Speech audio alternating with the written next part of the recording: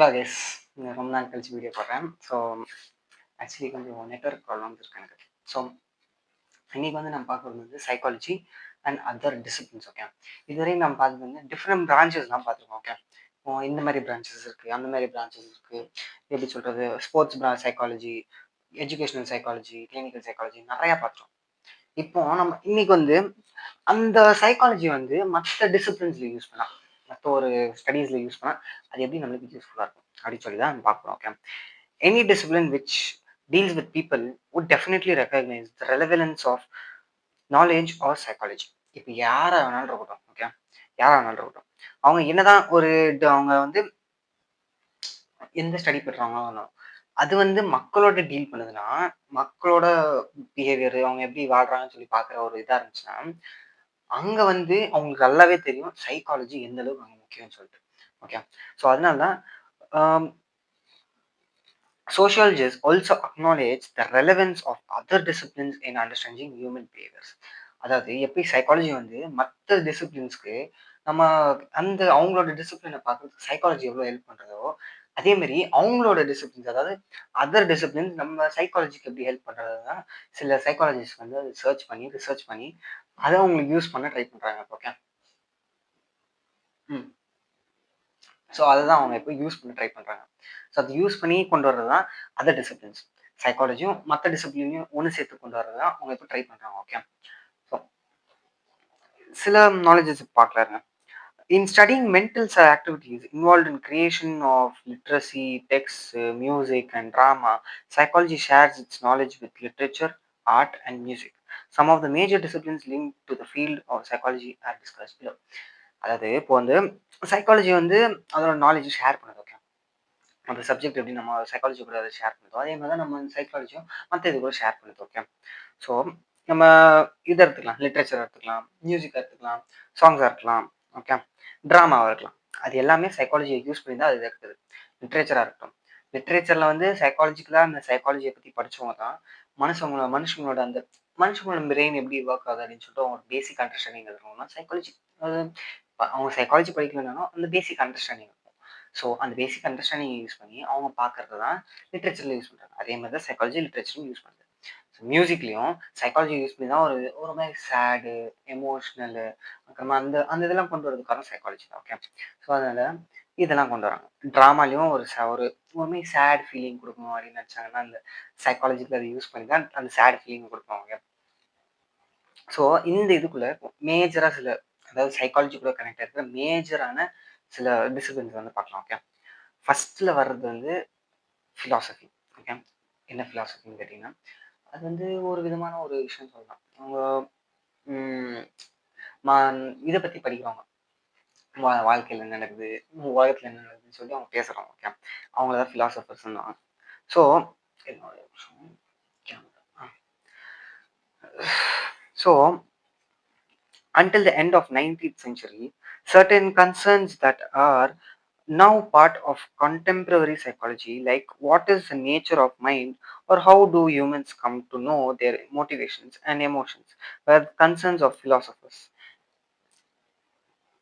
In the later part of the 19th century, Wundt and other psychologists adopted an experimental approach to these questions and contemporary psychology emerged.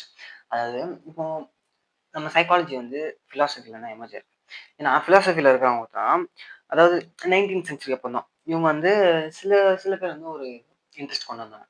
ஏன்னா இப்போ அவங்களுக்கு வந்து ஒரு doubt வந்துருச்சு, நம்ம மூளை எப்படி வேலை செய்யுது, அது ஏன் அப்படி வேலை செய்யுது, அவங்க மனுஷங்களுக்கு என்ன மோட்டிவேஷன், அவங்க எப்படி அந்த மோட்டிவேஷனை கண்டுபிடிக்கிறாங்க, அந்த எமோஷன்ஸ் எப்படி அதுன்னு சொல்லி அவங்க ஒரு கொஸ்டின்ஸை கொண்டு வந்தாங்க ஃபிலாசபர்ஸ். ஸோ அதுக்கப்புறமா கொஞ்சம் வருஷங்கள் கழிச்சு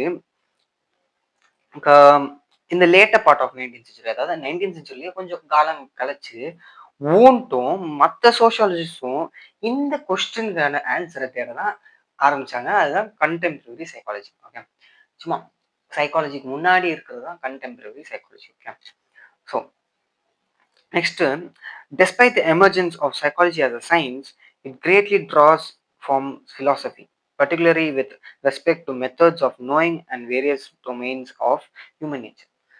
அதாவது என்னதான் நம்ம சைக்காலஜி வந்து ஒரு எமர்ஜ் ஆன சைக்காலஜியா இருந்தாலும், அது வந்து அது என்னதான் ஒரு சயின்ஸா டெவலப் ஆகி வந்திருந்தாலும், எமர்ஜென்ஸா ஒரு சைக்காலஜியா வந்து சயின்ஸா மாறினாலுமே, நம்ம இது வந்து ஆனா கிரேட்லி ஒரு பெரிய இது குடுக்கணும்னா, அதாவது என்ன சொல்றது?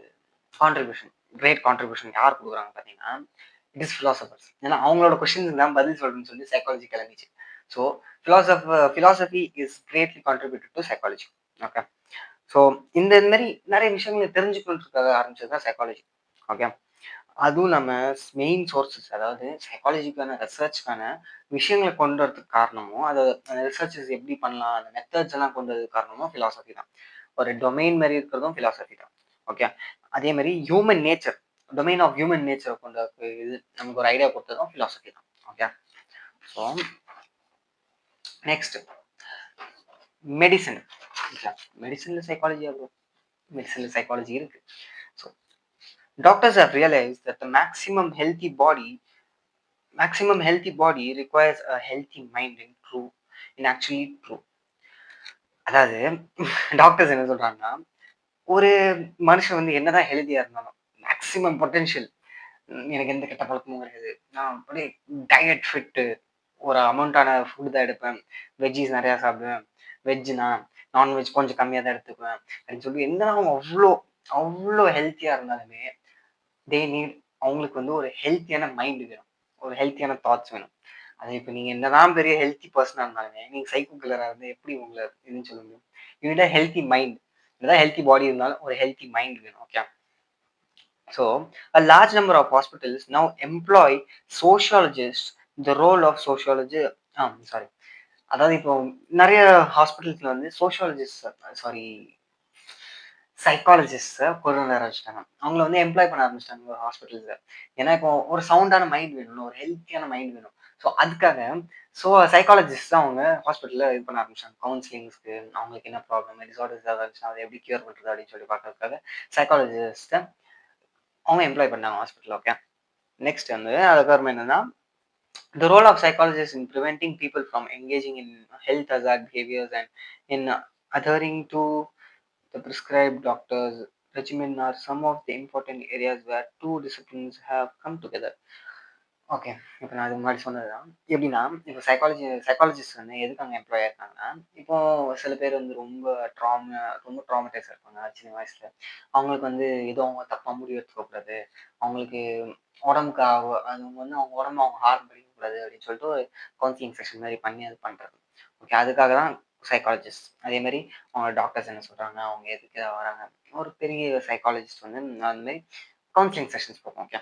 அது சிம்பிளா சொல்லணும்னா கவுன்சிலிங் செஷன்ஸ் பண்ணுவோம். கவுன்சிலிங் செஷன்ஸ்ல அவங்க வந்து உங்களுக்கு என்ன பிரச்சனை இருக்கு அப்படின்னு சொல்லி அவங்க ஒரு கேட்டுப்பாங்க.